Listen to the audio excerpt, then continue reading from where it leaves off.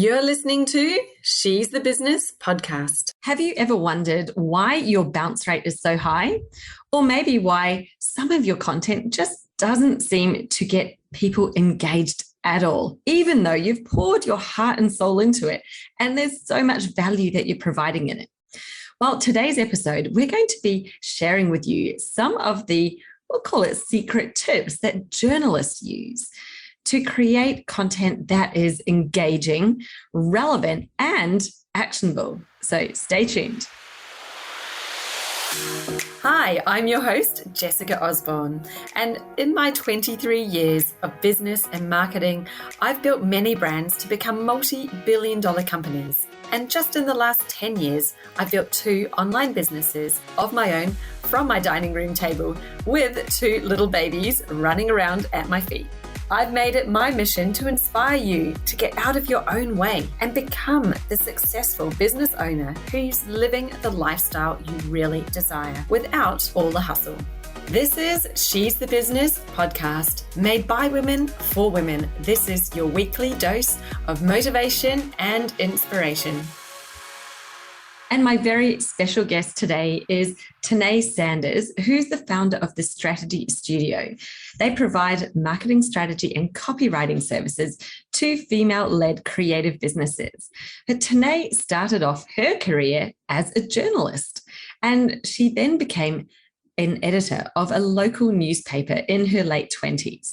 So she has an absolute wealth of knowledge about the things that journalists and editors do with their content to make sure that their readers are actually reading it. They're connecting with the people who they're most trying to reach. And she shares in this episode some absolutely fantastic tips that we can all use so that we can take what our copy is, the messaging that we're using, from bland and boring to absolutely brilliant breakthrough stuff that's clear, that's concise, and most importantly, connects with our ideal client. Now, listen out for her tips around questions. What sort of questions do we need to ask in order to be able to write great content for our business? Then I'd love you to listen out near the end where she talks about some of the actions that journalists typically take and why this is really important for your business, how you can use these same actions in your business to actually generate more sales more easily. Now, wouldn't we all love that? I'm sure you can't wait to listen in to this episode and get that secret ingredient that the journalist and journalism sector have at their disposal that we can now learn to use, because it's a skill like any other skill. We can now learn this new skill and apply it in our business in order to be able to have greater impact with our writing. So without further ado, let me play the interview for you. All right. And I'm here with Tahnée Sanders, who's the CEO of the Strategy Studio. Thank you so much for joining me today, Tahnée. That's hard to say. Thank you for having me so much. I'm excited to have this conversation. Thank you. Yeah, likewise. We've got so much in common, both being marketers, but we've come from quite different backgrounds. So I'm really keen to dive into this and understand, because you've had a background in journalism, which is something I touched on a bit, as you do in corporate. I kind of managed everything at some point, but I was never a journalist. And I think there's so much that you learn in journalism, especially about storytelling, especially about how to actually hook in your listener, which is so important for any business. Wouldn't you agree? Oh, 100%. Yeah, amazing. And so before we dive into that topic, because I'm already getting excited about it, let's tell everybody a little bit about you first. So could you tell us, who is your ideal customer? What do you do for them in the Strategy Studio? Absolutely. So I guess the easiest place to start is, what do I do? So I focus on helping generally female-founded service-based businesses to communicate their value. So whether that's through how they market, whether it's through the copywriting that they need in their business, I want to help them find the words they need to show up and communicate their value so they can charge what they're worth in order to run a more profitable, sustainable, successful, hopefully, business. So that for me really started, I've probably been in this business for about 5 years now, but the journalism thing started a long time ago, over 15 years ago now. Funny when you start adding up the years, you're like, actually, it's longer than what I thought. I feel like I was at university 5 years ago. No, that was a very long time ago. But I didn't actually go from journalism into my business. It was a kind of a windy path that I went along, but it just so happened that it all connected back to journalism. So I started out, as I said, as a journalist. That's what I went to university for. I worked in a large metro newspaper, and then I moved on to a regional newspaper in outback Queensland, which was a daily newspaper, and I became the editor of the paper up there.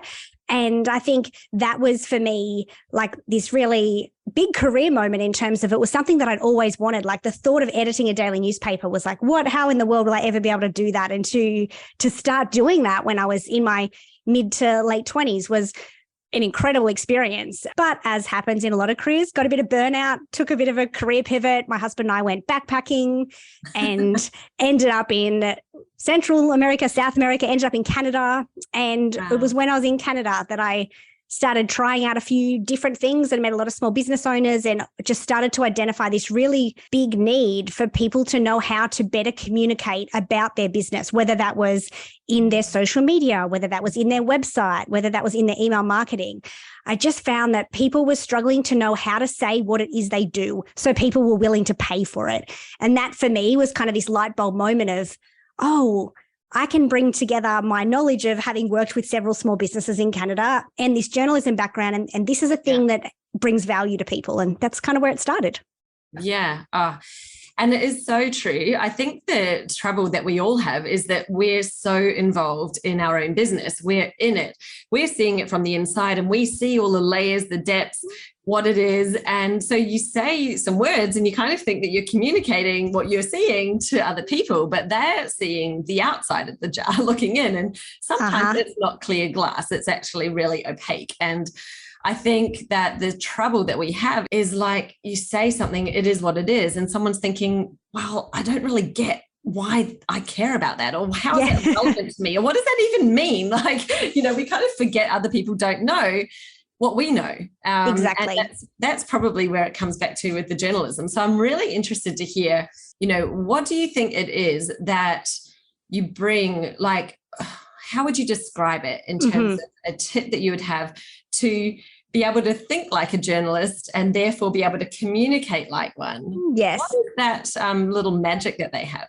I think that for me, it was going into a situation with such little information, knowing that you needed a really big outcome. So often I'd get handed a little piece of paper with an address and someone's name on it from my chief of staff. And he'd be saying, jump in the car with this photographer, you're going to this press conference. And it might be a 10-minute drive, but I'd have 10 minutes to be madly Googling, trying to figure out what press conference am I going to? Who is this person? What am I here for? What's the angle? And it was just, you could either get completely paralyzed by it, or you could see it as an opportunity to be curious. And I think that for me, that curiosity piece would lead into, okay, all I need to do is ask good questions. And learning how to ask good questions, which is something that I honed as a journalist, I honestly feel has been if I was to say, what is my secret sauce? I really think it's in the questions, because you need to ask good questions from the very initial stages, figure out if a client is a client you want to work with. Once you get that client, you need to ask the right questions in order to be able to serve them in the way that they need to be served. As a copywriter, I can't get the information I need to write the copy that's going to convert if I didn't ask the right questions to extract that information from the business owner in the first place. So I think so much of storytelling starts with sometimes you don't even know what the story is, but if you ask the right questions, you can generally find one. Yeah. And so when you are a business owner and you're thinking, okay, well, how do I make my stuff something that other people understand, get, and actually really want? So I've got to ask good questions. What kind of questions might I ask myself in order to get the right information out of my brain? Because it's all in there, right? Exactly. Yeah. And it is. And that is the hardest thing. It's a saying that a copywriter can't write their own website. And it's, to be honest, it's kind of true. But to me, it's about, okay, I try and instead of sitting down with a blank piece of paper, I try to turn as much of my copywriting as I can into a conversation.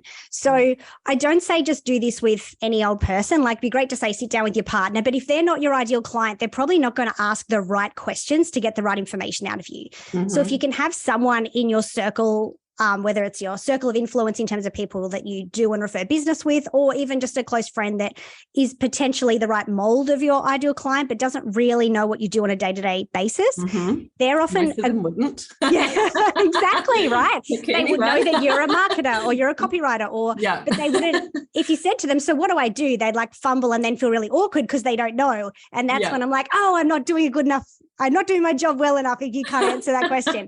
But they're usually such great people to start with, because you could say to them, what do you think I do? And you let them have that stumble. And then you say to them, okay, obviously it's not clear. Ask me some questions. What do you want to know about what I do? And then they'll start to ask you questions. And the most important thing for me, as much as it's the question that they ask, it's the way in which they ask it. Because we often get so caught up in our own jargon and our own industry talk, and we talk to other colleagues that might be running similar types of businesses, and we just kind of get into this habit of using a particular vernacular. But to the ideal client that needs to work with us and needs our services, they don't necessarily have that vernacular.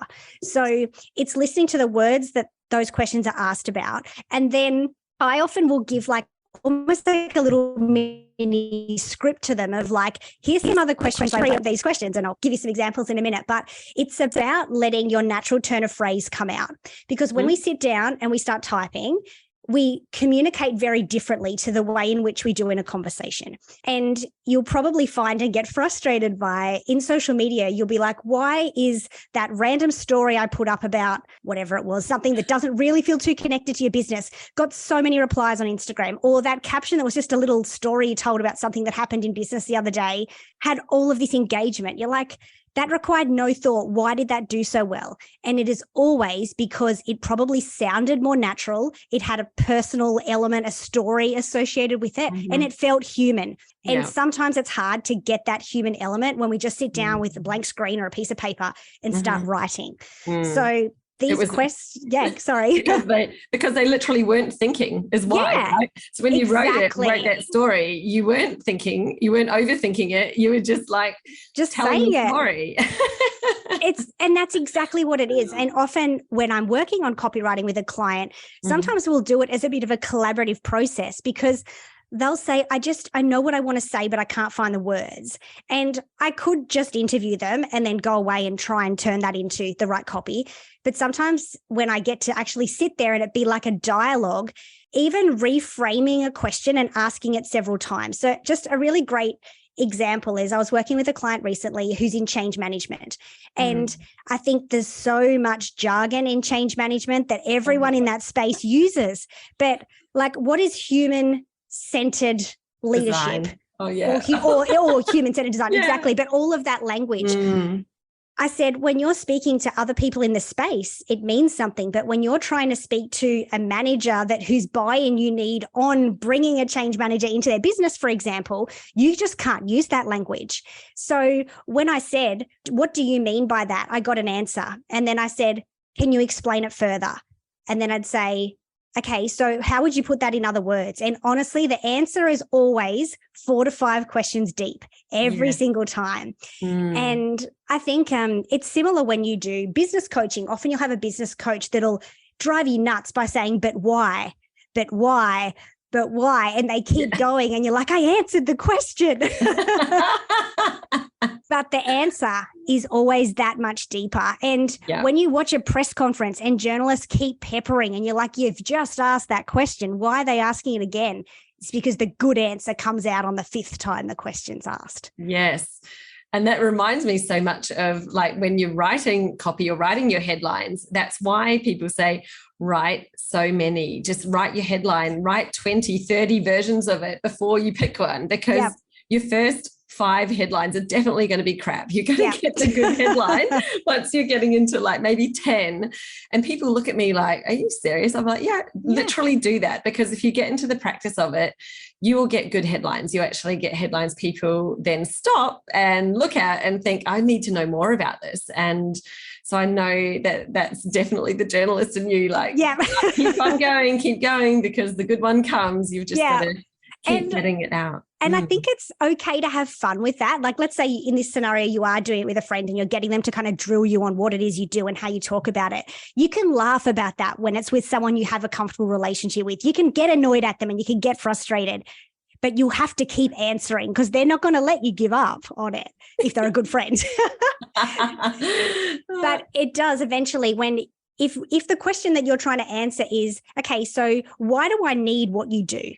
And my first shallow response could be, oh, well, then you'll be able to communicate better with the types of clients you want to work with. Okay, but why does that matter? Well, when I find the right words, people understand why they need me. And why does that matter? When they understand that they need my services, they'll understand how it helps them. And why does that matter? When they understand how it helps them, they'll be willing to part with money to pay for it. And that's kind of that process that you want to keep going through, the but why, or say more, tell me more. Yeah. And that's like, this is absolute gold. So anyone, if you're listening right now and you're thinking, why is my copy or my messaging really not hitting home?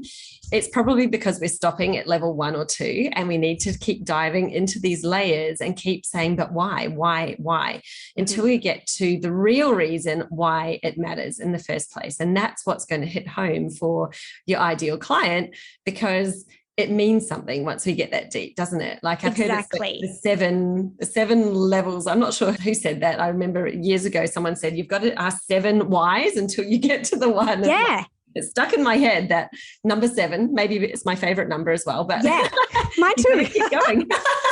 That's so funny. Yeah, it's frustrating. And I don't want to make it sound like, oh, ask why 7 times and you'll have the answer. Like I know the frustration of it, and I can see the frustration in people's faces when I'm working through this with a client trying to fix their website header or to fix their kind of elevator pitch. But the light bulb that goes off when you realize you've finally found the right words to get people to understand in 2 or 3 sentences what you do, how it benefits them, and why they need it and why they should pay for it. That's such a good feeling. Like it's worth the frustration of the whys to get to that point. Yeah, absolutely. That is the power. And I think you've just answered the question I was about to ask you, which was really, I think one of the things that stands out to me with journalism these days is making someone realize that something's relevant from that 2-second headline that you might read. You like, right, I want to click on this story. I need to read it. They've kind of hooked me in, right? So all about the hook. But I think it's really that they've grabbed attention and made it seem relevant to you, which is why you're interested. It's not just like, here's some information or here's what this is about. They've actually made it seem like this is something you need to know. And this is why, which is like that need that we have then to open it up and read it. Like, what is this? What is this? Is it something to help me? I was going to ask, how do they do that? I'm guessing the 7 levels of why is probably one of the tools, but are there other ways that you, like, what else would you say around, how do you get that really meaty hook, like that interest, the curiosity of the people in your audience? Because I think this is really one of the key skills journalists have. Yes. And I will say it's not something that comes easy. Don't ever think that it's like, oh, if I was just a journalist, that would come easy. Like that first sentence of any story or the headline depends. I guess technically when you're a newspaper journalist, you don't write the headline, you write the first sentence and a sub-editor writes the headline. Okay. Although times have changed and journalists tend to do almost all of the jobs now. But you're often asked for your headline recommendation or your suggestion. And I think the thing that I finally learned after, like, especially my entire cadetship year of like wanting to be in tears every time I had to write the first sentence of the story was to write the first sentence last. As in whatever just comes out, you just start writing. And it'll generally be 3/4 of the way through the story or the website or the email, whatever it is that you're writing. that all of a sudden you'll be like, that's it. That's the moment. And it's probably the point in the writing where you start to get excited about it. You know how sometimes when you're writing maybe a marketing email and you're like, oh, I think this is okay. Am I getting to a point here? I don't know. And then all of a sudden you'll be like, oh, that's my point. Oh, I know. And then you can go back and change things. It's waiting for the moment that lights you up as well. Like that's often the thing to pay attention to. Like, oh, that just interested me. That was exciting. Okay. But then on a really more practical level, I think even probably at high school when we learn to write stories or we get taught about the who, what, when, where, why, how, those just like really basic W words or H words. And I still to this day focus on those things. If I can't answer all of those, I've missed something. And it's not that they will always go into the hook, but they need to be in the story somehow, somewhere. And when you write all of those out, occasionally you'll kind of look at them and be like, okay, the hook here is the why. Why did this thing happen? That's the thing people want to know. Or sometimes it's the who. They know these big world events happened or whatever it might be, but who's the person it impacted or that was involved? Or so sometimes we get so caught up in trying to be creative that we miss the obvious. Sometimes the answer is far more obvious than we actually want to believe. That it might be. And that same kind of hook process of who, what, when, where, why, how, I almost take into like your website header. When someone lands on your website, yes, you want some kind of catchy hook to get them, but what they really want to know is who you are, what you offer, how they get it, how's it benefit them. So it's those same kind of words. Yes, you can be quirky with it, but I always say you can be cute, you can be clever, but first you have to be clear. And when you can, once you can get the message clear, then you can kind of add some personality to it. But instead of trying to start creatively and then be like, does that make any sense? Start with the obvious, and then you can start to get more creative because you know what the root of the message is. So I guess that's probably what I'd say. Start with the obvious, just write what comes out and then go back to it. And then you can start to get a bit more fancy, for want of a better word. Yeah, absolutely. And it does just need to be so clear as well, doesn't it? Like people are thinking I heard it's maybe 3 seconds. It could be even less now that you've got for someone to be like, why do I care about this? That's literally what we're all thinking, even though we know that we're thinking it, but we're like, why do I care? Is this for me? And if you straight away, you're thinking, I don't know if it's for me, you're probably out of there. Unless you're someone who's like really diligent and thinking, well, I was told this person was good, so I'm going to keep on reading just because I had that referral. But if they're brand new to you and they're cold and they jump on the front page of your website and that question's not answered, like they're leaving straight up. So and your bounce rate will be really high. Exactly. And the other part of in addition to that is the how do I get it part. In the same way that we're scrolling Facebook and we see a news article and we click it because the headline got our attention. It got our attention, but we also knew how to get it. Like the URL was straight there. We clicked, or there's the learn more button or whatever there is. So often when a client will say, why is my website not converting, or why aren't I getting any inquiries? There's no obvious answer to how do I get it. There's not that button, that call to action that tells me what to do. And people will say, oh, but won't they just click the contact form? Well, in an ideal world, yes, they would, but they won't. History shows us that they probably won't. We need to, like you said, it's 3 seconds or maybe less. If that button isn't there that lets them get to the point of getting what they need instantly, we've lost them. It's like instant gratification applies to our websites as much as social 100%. Media and life. It needs to be right there, really clear and really easy as well. Like sending someone to a contact form. I think this is probably one of my little pet hates from all my years of managing and websites and things like that. But nobody wants to go to a generic contact page and think, is this the place where I ask about this question or not? Or is it like just a general contact? Because it just feels so impersonal. It does. It's not specific to the reason that you're wanting to contact. And so if you're sending people there, then I reckon you should look at the stats of the page, because maybe it works for you. I don't know. But have a look and see how many people hit the page and how many people leave versus how many people actually fill out the form, because no one's clicking contact who doesn't want to contact you. They're not just going, I wonder what it says on this page. Like they know what's on that page. We all know. Such a great point. Yes. There you go. There's the episode takeaway. Look at the stats on your contact form. It's so true. Like they're going there with an intention, but you could probably take a very good bet that there's a lot more people clicking that page than actually filling out the form that's on it. Yeah. And I actually don't have a contact page for that reason. Love that. I'm like, nope, I just have specific ways that you contact me. So there's no generic, I don't know, put a random email into my inbox, because I just think, well, it's not a very good experience really. So, but anyway, that was good. Like, I love that little thread that we had. So with a journalist, you know, what are the top kind of strategies for thinking like a journalist when it comes to your business that you think have the biggest impact on your business success? Yeah. And I think there's a few different kind of places that my brain goes when I think of this, but the most obvious one to me is to gather all the information first. And sometimes you can't get all of it, but gather as much as you can. And I think the mistake that I made when I initially started my business was I went with I started offering services that I thought people wanted. I didn't gather the information to determine if not only is it what they want, is it what they're willing to pay for? Because often there's such a difference between what people say or will tell you in an online survey they want and what they're prepared to part with hard-earned cash to get. And to me, those are kind of slightly different things. So in the same way, when I'd go into a story as a journalist, I would be trying to get, even if it's that 10-minute drive to the press conference, but just soak up every ounce of information I can get before I make the decision. I'm all about testing the market, but test it based on information. Don't just randomly go, I wonder if this idea will stick. Like, throw the idea out there with some information behind it, I think is the first thing. Like we said, to always try and ask those questions, but always kind of separate to that is to not make any assumptions, which was the mistake that I made. I made that assumption of what I thought people wanted. Had I asked more questions and had I done better background, I would have known that for my ideal client, they weren't wanting to pay for a strategic plan. That's, even though I do strategy, that's not what they want to pay for. They want to pay to be heard.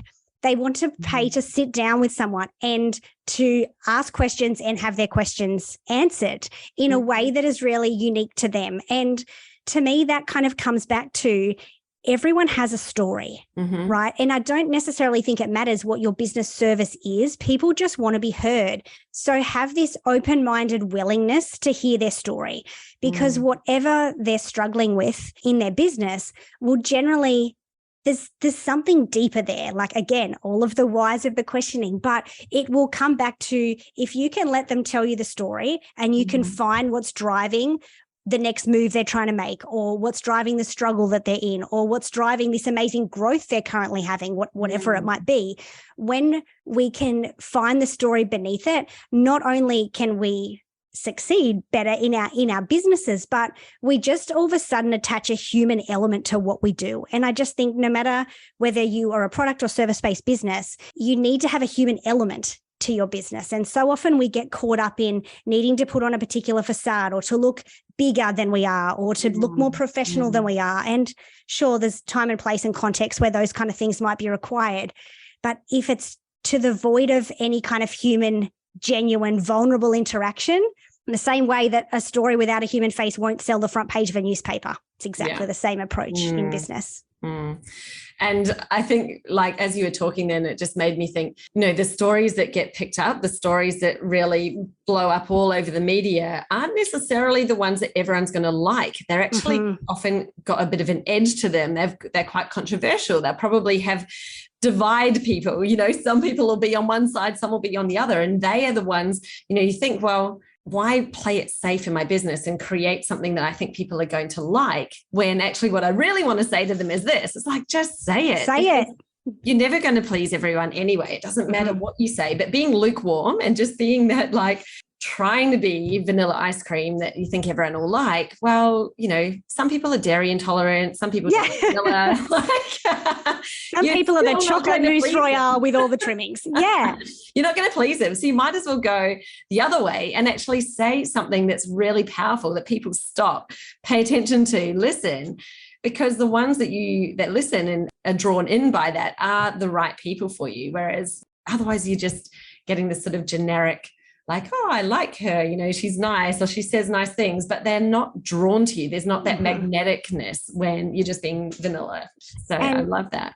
I think just as you were saying that, the other thing that came to me was not being afraid to ask for the follow-up, right? I think some of the best stories I ever found as a journalist came from following up with that person. After that one story went out, I'd reach out to them. And even if it was just for the sake of maintaining a relationship, so they might tell me another story in the future, but not being afraid to make the ask, or whether that's asking for a sale or asking for a story, or even just offering the follow-up. So often we play that too polite card and we're just missing so many opportunities in our business. And even if it's on a call with a client, rather than it ending with, and we're done, isn't, not that that's how most calls end, but just knowing that they might be waiting for you to tell them what's next, right? And it doesn't have to be a sales pitch, but it's just keeping the door open for conversation, keeping the door open for connection.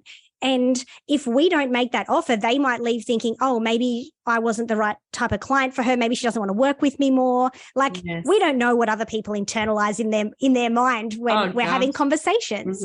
So just when you'd said, like, what were those kind of journalism strategies that play into how I do business? It's funny. I don't necessarily know that I'd been so cognizant of that until just having this conversation. But it's the willingness to ask and go for the follow-up. I think that's so powerful, because it's totally in our own heads why we don't follow up and why we don't ask, because you think you're being salesy, or you think that you're being annoying or rude. Like, oh my God, they haven't replied to my email. If I follow up, I'm going to seem pushy. And, all of those voices and thoughts go through your head, which are, by the way, your inner critic speaking to you. So you can give it a name and like externalize it from you. Yes. But think about this for a minute. What are the other reasons why that person might not have responded? Maybe your email didn't actually go into their inbox. Maybe it ended up in spam folder. Maybe they saw it in the middle of some kind of crisis with the kids, and there was like a dog with shampoo running around the house, or who knows. Guilty as charged. Yes. And they're like, oh, that's right. I saw that email come in the moment of like craziness. And then by the time I got back to my business, something else has happened and I'm off on another train of thought completely.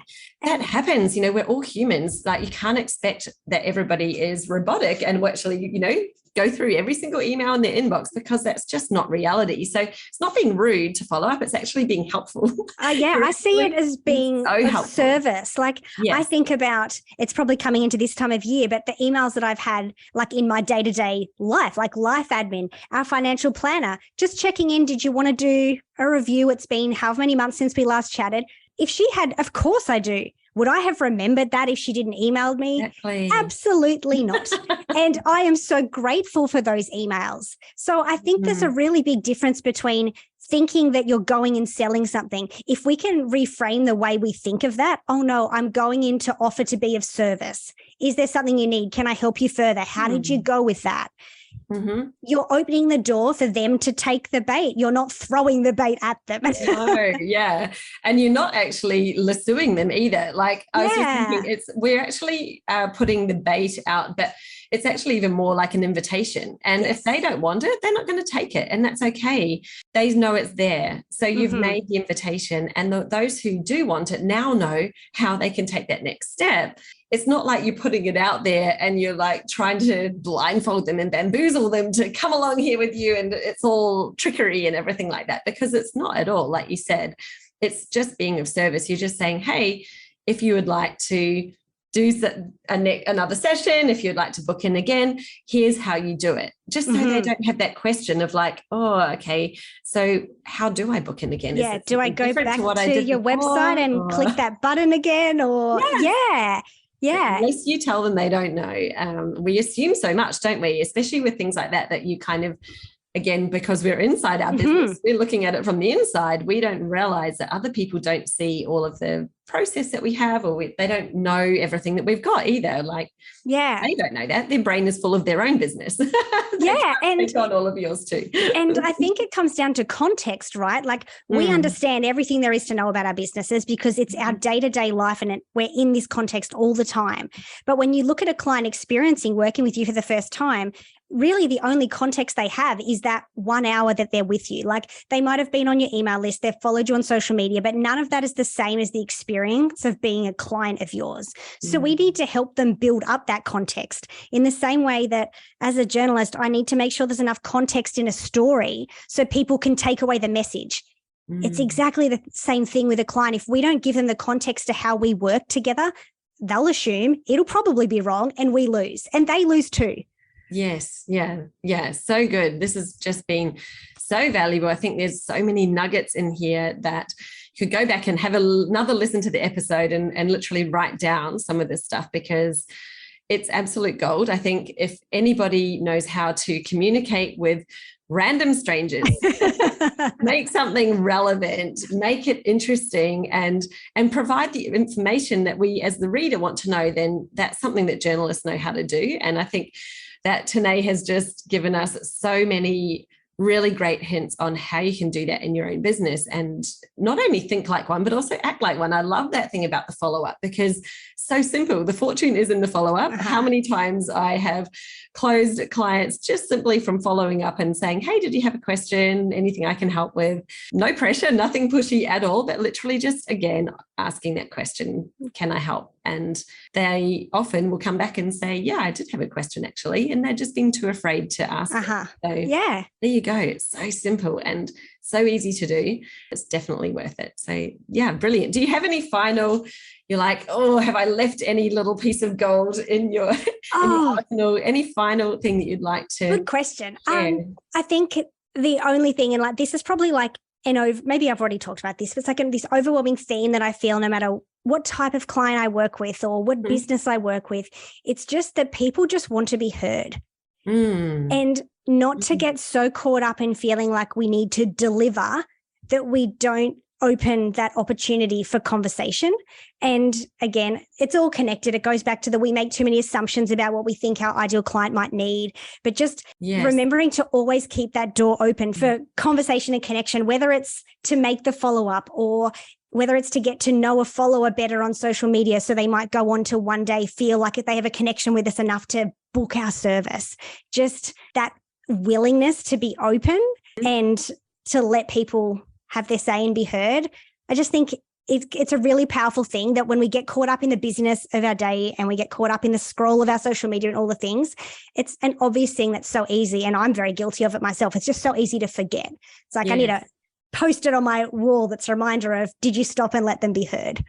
I absolutely love that. It's funny because I had a session with a client yesterday who's a sales strategy coach, and we're literally talking about this one thing, because it's the same when you're in a sales call. Most people are thinking, well, I've got to do all the talking and talk to them about my thing, my offer. And it's like, actually, the dead opposite. Like, please stop talking. Just ask them questions and listen to them. Like, you don't have to do hardly any talking, to be honest. You just hold the space for them, listen, and then when it's the right time, communicate what it is, how you can help them do that. And that's it. It's like you're not going into this huge pitch, right? Yeah. Like the best sales calls that actually convert are all about listening. And the best part is they're the more enjoyable ones too, right? When we don't go into it from that selling headspace. Yes. It's such a more inviting conversation for everyone to have. Totally. Yeah. You get out of your head, because stop thinking about what you're saying. It's not about that at all. Like, they've already decided to have the call with you. So you're there. Like, you don't need to do any of that unless they ask you the question. But I think that is very, very powerful. Thank you for finishing on that note, because I think this is something so many people struggle with, and just how easy is it to flip that into all I need to do is listen and ask questions. Yeah, it's a more comfortable way to do business as well. Love it. I love it. Thank you so much. Now, if people would like to connect with you and learn more, because I know we've just glossed over the real top of everything that you have to offer today, but how could they best reach out and connect with you? Where do you hang out on social media? So at The Strategy Studio is my handle on Instagram, is probably where I'm most active, or at thestrategystudio.com. And that's where you can find any kind of little freebies or tips and tricks on how to create more of that copywriting that you might need in your business, or to reach out and connect with me, obviously via my website. Maybe not my contact page. Maybe I need to revisit that. Like going away to change contact page right now. Note to self. So funny. But yes, I'm very active on Instagram, and I'm always in my DMs. So I genuinely say to people, I love to kind of give short bits of feedback or tips and tricks. If we're not the right fit for each other, I will always try and recommend someone I think that is. I think there's enough business for us all out there to all support and help one another get what we need. Yeah, absolutely. And it's so much more important to work with the people who are the best fit for you rather than trying to work with everybody, because you don't need to, right? Spend your day doing what you love with the people who you love to work with. Absolutely. Love that. Love it. Thanks so much, Tahnee. Thanks for having me. Yes, welcome. I will hook up those links in the show notes. So if you'd like to reach out to Tahnee and ask some more questions, maybe pick her brains on copywriting or how to get that great headline, I'm sure she would be an absolute wealth of information. And we will speak to you. Well, no, I will see you again next week. I've forgotten how I'm even signing off here. But this has been really great. So I appreciate your time, Tahnee. Thank you so much for joining us. Thanks for having me. Do you know something? There are so many people that are overcomplicating their marketing, which means that they're running on the marketing treadmill, pumping out so much content, but still not yielding those results, meaning there are no clients actually signing up. Like, what use is an audience if they're not an audience of buyers? What use is it creating great content to share if the people who are reading it have no desire to take that next step to actually working with you? Well, if any of those things are happening for you right now, then it's highly likely that you're simply missing a key in your marketing strategy. And those keys are really simple. There are just 5 of them. And it's about how you align them, put them together. That is the simplicity that makes everything work, just like clockwork, so that you have a consistent stream of what you would consider your dream clients literally turning up in your inbox, ready to have a conversation, ready to sign up with you without you going out there to find them. So let's put an end to cold outreach. Let's put an end to searching for clients in Facebook groups. Let's put an end to just waiting around and relying on referrals to come through from other people. Because when you have that consistent stream of clients, then you're in the place of being able to choose. You've got an abundance of opportunity out there, and all we need to do is turn on the tap for your clients to find you. So I've created a brand new training, and it's called 5 Keys to Clients on Tap. So you can guess what it's about, can't you? Well, this 1-hour short training takes you through those 5 critical keys that you need to have in your business so that you do have clients on tap, and not just any old client, the ones that you most want to be working with, that are going to make you profitable, that are going to fulfill you, are going to make you feel like jumping out of bed every morning because you love your business so much. So you want in? All you need to do is head to jessicaosborne.com/TMF for the magnetic formula. So TMF, and get yourself into the next session that's running for this training. You honestly will not regret it. It is going to change your business, your life, if you've been experiencing any of those problems I mentioned before. Look forward to seeing you in there, and let's do this.